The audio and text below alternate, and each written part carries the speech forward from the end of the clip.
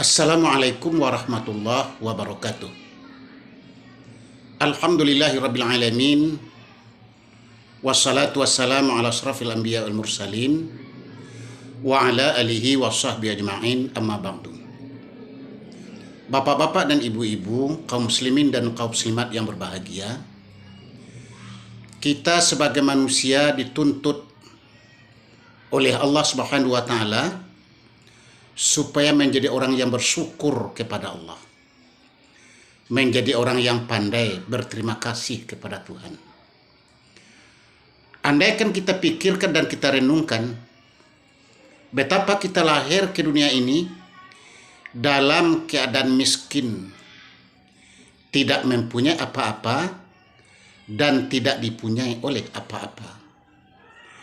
Kita lahir ke dunia tidak membawa sesuatu apapun, baik kekayaan, harta, pangkat, dan jabatan, tetapi kita lahir sebatang kara dalam keadaan tidak berpakaian, pandai kita cuma menangis dan menangis. Begitulah tiap-tiap manusia lahir ke atas dunia ini. Dalam surah An-Nahl ayat 78, Allah Ta'ala berfirman, A'udzubillahi minasyaitonirrajim. Bismillahirrahmanirrahim. Wallahu akhrajakum min butuni ummahatikum la ta'lamuna syai'a wa ja'ala lakumus sam'a wal absara wal af'idah la'allakum tashkurun. Allah telah mengeluarkan kamu dari rahim ibumu dalam keadaan tidak mengetahui sesuatu apapun. Lalu Allah menjadikan untukmu pendengaran, penglihatan, dan hati nurani. Semoga kami bersyukur kepada Allah Subhanahu wa taala. Kalau kita renungkan ayat ini, alangkah jelas dan terangnya keberadaan kita waktu hadir ke atas dunia ini. Dilahirkan dalam keadaan tidak mengerti apa-apa. Allah berikan kepada kita persenjataan hidup yang sangat penting. Telinga untuk mendengar, kita mendengarkan alam di sekeliling kita. Kita mendengarkan bicara orang lain, bicara orang tua kita. Lalu kita rekam dengan pendengaran kita, maka bertambah pengalaman kita. Dan Allah berikan kepada kita penglihatan. Sedikit demi sedikit kita dapat melihat dunia yang terang ini. Apapun yang kita lihat menjadi pengalaman bagi kita dan menjadi ilmu bagi kita. Dan lebih daripada itu semua adalah Allah memberikan kepada kita al-afidah, hati nurani. Yang dalam hati nurani itu ada perasaan.